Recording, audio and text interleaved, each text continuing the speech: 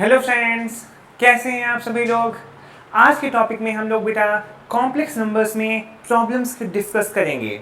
हमने बेटा अपने प्रीवियस वीडियोस में कॉम्प्लेक्स नंबर का सारा कॉन्सेप्ट सीख लिया है। अगर आप लोगों ने बेटा वो वीडियोस नहीं देखे हो तो पहले उन वीडियोस को जरूर देखें। सो आज हम स्टार्ट करते हैं प्रॉब्लम्स ऑन कॉम्प्लेक्स नंबर्स। बेटा आज की प्रॉब्लम्स बहुत ही इंपॉर्टेंट होने वाली हैं आपके एग्जाम के पॉइंट ऑफ व्यू से, तो बिल्कुल बेटा हमारे साथ जुड़े रहें और सीखें। जैसे बेटा हमारी आज पहली प्रॉब्लम है, what is the square root of i. बेटा हम लोग आई के बारे में तो बहुत अच्छे से जानते हैं कि आई की वैल्यू क्या होती है, स्क्वायर रूट ऑफ माइनस का 1। बट आज का क्वेश्चन बेटा हमारे पास है, हमसे कह रहा कि what is the square root of i का भी स्क्वायर रूट क्या होगा। अभी तक तो हम आई जानते थे क्या होता था, माइनस उनके स्क्वायर रूट को आई बोलते थे, बट आई का स्क्वायर रूट क्या होता है। चलिए बात करते हैं। हमें फाइंड आउट करना है बेटा स्क्वायर रूट ऑफ आई, ये फाइंड आउट करना है। इसके लिए बेटा आपको 4 ऑप्शन दिए गए हैं, 1 प्लस आई अपॉन 2, 1 माइनस का i upon 2, 1 plus i upon root 2, none of these. बेटा जिसको भी आता है आप लोग वीडियो को पॉज करेंगे और अपना आंसर फाइंड आउट करेंगे, ठीक है। जिनको बेटा नहीं आ रहा है वो लोग देखें। आई का स्क्वायर रूट बेटा फाइंड आउट करना है। हमने बेटा इसके जस्ट पहले वाले लेक्चर में बात की थी Euler's form of a complex number. अगर आप लोगों को याद हो कोई कॉम्प्लेक्स नंबर बेटा cos थीटा प्लस आई साइन थीटा के फॉर्मेट में लिखी होती थी, r times of cos theta plus I sine theta. तो इसको हम क्या लिखते थे, r टाइम्स ऑफ e की पावर आई थीटा। और यही कॉम्प्लेक्स नंबर का जो फॉर्म था इसे यूलर फॉर्म कहते थे। इनडायरेक्टली e की पावर आई थीटा का बेटा फॉर्मूला ये होता है cos थीटा प्लस आई साइन थीटा। तो हम सबसे पहले क्या करेंगे, अपनी कॉम्प्लेक्स नंबर को इस फॉर्मेट में लाएंगे। तो देखिए ना स्क्वायर रूट ऑफ आई को क्या लिख सकते हैं, अगर देखें तो इसे e की power I times of pi by 2 लिख सकते हैं। आप सोच रहे हो कि ये कैसे आया, देखिए बेटा अगर हमें e की पावर आई पाई बाई 2 की वैल्यू कैलकुलेट करनी हो तो क्या फॉर्मूला आएगा, cos पाई बाई 2 प्लस का i times of sine pi by 2। आएगा कि नहीं आएगा। इस फॉर्मूले से e की पावर आई थीटा cos थीटा प्लस आई साइन थीटा होता है। यहाँ थीटा की वैल्यू हमारे पास कितनी है, पाई बाई 2, तो cos pi by 2 plus I sign pi by 2। cos pi by 2 बेटा कितना होता है, 0 होता है, प्लस का i times of sine pi by 2 कितना होता है, 1 होता है। तो इसे 0 प्लस का आई या इनडायरेक्टली आई लिख सकते हैं कि नहीं लिख सकते हैं। तो बेटा इस तरह से हम आई को e की पावर आई पाई बाई 2 के फॉर्मेट में लिख सकते हैं। अगर बेटा हमको माइनस आई को एक्सप्रेस करना होता है तो इसे e की पावर माइनस का आई पाई बाई 2 लिखते हैं। चलिए बेटा हमने ये तो देख लिया कि इसको हम i को e की पावर आई पाई बाई 2 लिख सकते हैं। अब बेटा इसका स्क्वायर रूट निकालना है। तो स्क्वायर रूट निकालने का मतलब बेटा क्या होता है, इसकी पावर कितनी ले लेना, 1/2 ले लेना, ठीक है। यही तो स्क्वायर रूट का मतलब होता है। जैसे कि स्क्वायर रूट ऑफ x लिखा होता है तो हम इसको x की पावर 1/2 बेटा लिख सकते हैं कि नहीं लिख सकते हैं। इन द सेम वे हमने इसको भी ऐसे ही कन्वर्ट कर लिया।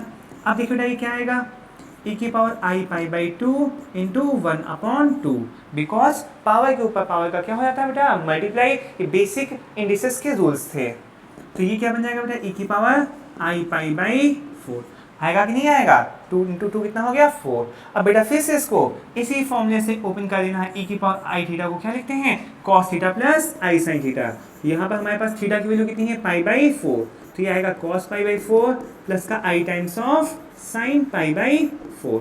cos पाई बाई 4 कितना होता है बेटा, 1/√2 प्लस का i times of sine pi by 4 कितना होता है, वो भी 1/√2 होता है। अगर √2 बेटा दोनों का एलसीएम लिया जाए तो 1 प्लस आई अपॉन √2। ये आएगी वैल्यू किसकी, स्क्वायर रूट ऑफ आई की। बेटा देखिए कौन सा ऑप्शन सही हो रहा है, 1 plus i upon √2, third option नहीं लिखा हुआ है। तो इस क्वेश्चन का बेटा कौन सा ऑप्शन सही हुआ, third option 1 plus i upon √2। Means अगर आई का हमको स्क्वायर रूट फाइंड आउट करना पड़ेगा तो कितना आएगा, 1 प्लस आई अपॉन √2। चाहे तो बेटा आप लोग याद कर सकते हैं या फिर आप ऐसे ही समझ सकते हैं कि कैसे इसको कैलकुलेट कर सकते हैं। बहुत ही अच्छा क्वेश्चन बेटा है, ठीक है, आपके बोर्ड के एग्जाम से भी बहुत इंपॉर्टेंट है। चलिए हम नेक्स्ट क्वेश्चन में बढ़ते हैं। What is the argument of the complex number 1 minus 1 minus i where i is equal to square root of minus का 1। हमको बेटा क्या करना है, इस कॉम्प्लेक्स नंबर का स्क्वायर रूट आपको फाइंड आउट करना है, सॉरी आर्गुमेंट फाइंड आउट करना है, ठीक है बेटा। इसके 4 ऑप्शन आपको दिए गए हैं, 5 pi by 4, -5 pi by 4, 3 pi by 4 and none of these. Argument का बेटा हमने आपको कॉन्सेप्ट बताया था। सबसे पहले क्या करना होता है, थीटा की वैल्यू फाइंड आउट करनी होती है। फिर देखते हैं कि कॉम्प्लेक्स नंबर किस क्वाड्रेंट में लाई कर रही है, फर्स्ट क्वाड्रेंट में है, सेकंड में है, थर्ड में है या फोर्थ में है। फिर उसके अकॉर्डिंग बेटा उसका हम आंसर देते हैं। तो लेट्स स्टार्ट। सबसे पहले बेटा हमारी कॉम्प्लेक्स नंबर क्या दी गई, नोट कर लेते हैं। जेड इक्वल टू लिखिए -1 माइनस का आई। अगर बेटा इसको कंपेयर करें, z equal to a plus i b से कंपेयर करें इस कॉम्प्लेक्स नंबर को, तो बताइएगा ए की वैल्यू क्या मिलेगी, कंपेयरिंग करने पे क्या मिलेगा। ए आपको बेटा मिला -1 एंड बी की वैल्यू भी कितनी मिली आपको, -1 मिलेगी कि नहीं मिलेगी। नाउ आर्गुमेंट बेटा फाइंड आउट करने के लिए बेटा क्या फॉर्मूला लगाते थे, सबसे पहले tan थीटा का फॉर्मूला लगाते थे। tan theta equal to mod of b upon a।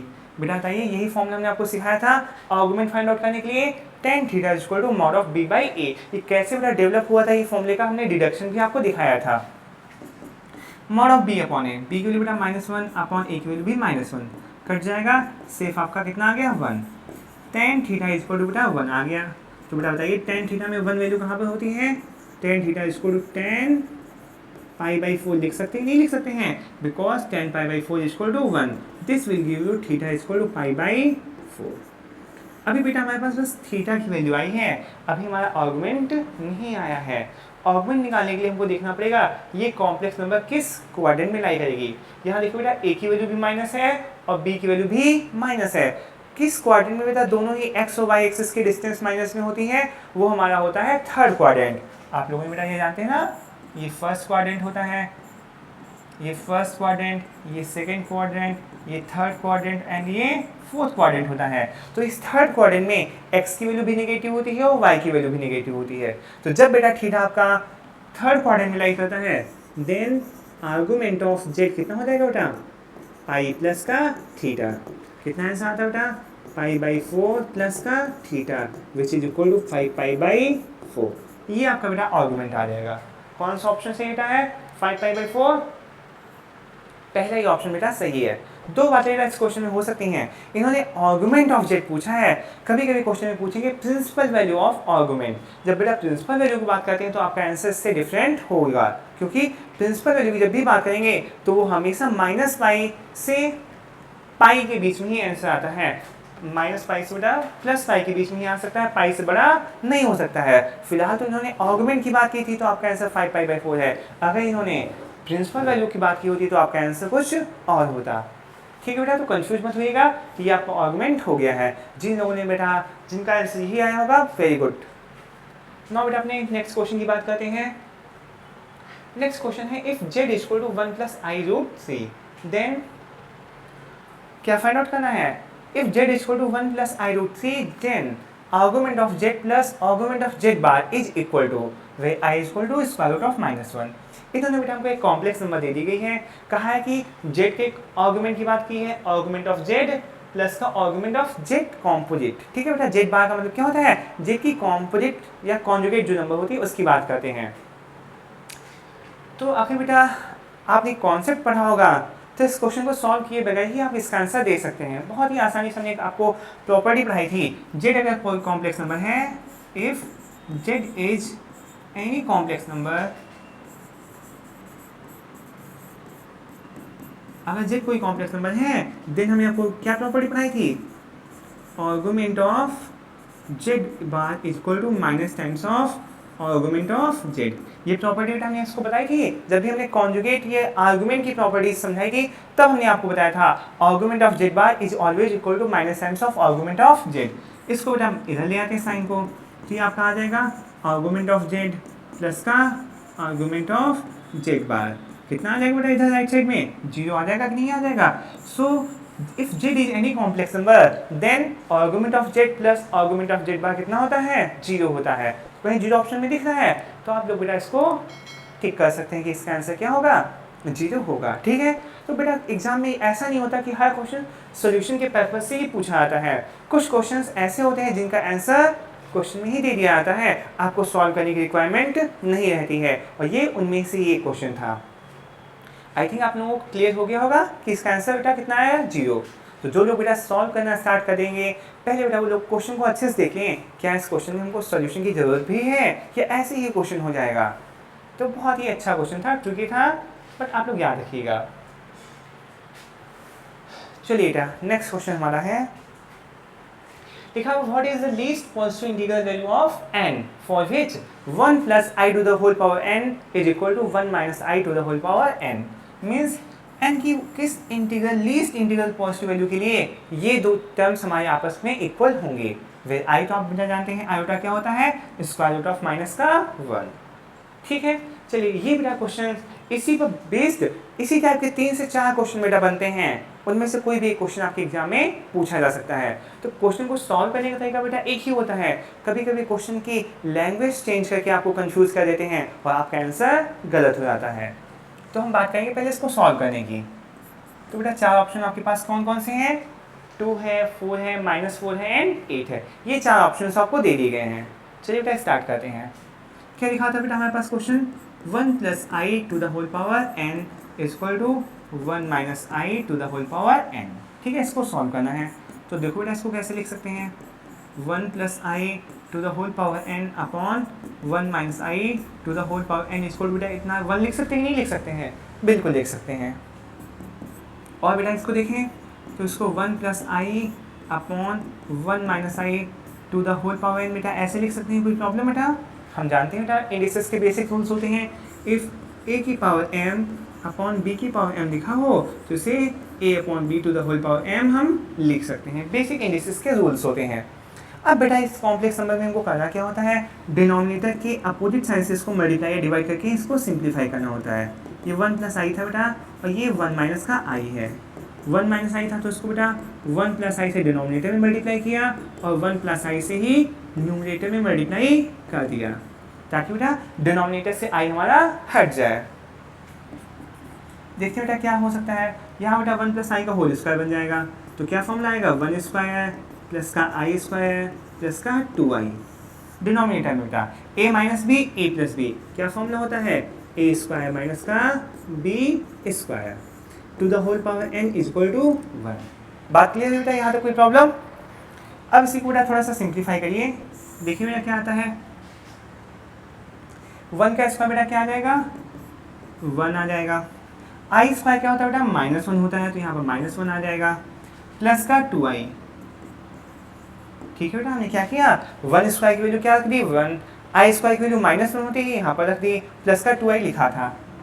Denominator में 1 का स्क्वायर तो बेटा 1 ही होता है आपका, यहाँ माइनस साइन लगा हुआ है और ये आई स्क्वायर लिखा हुआ है। आई स्क्वायर की वैल्यू बेटा क्या होती है, -1, -1 में माइनस का मल्टीप्लाई करा देंगे, कितना आ जाएगा, +1 आ जाएगा कि नहीं आ जाएगा, बिल्कुल आ जाएगा।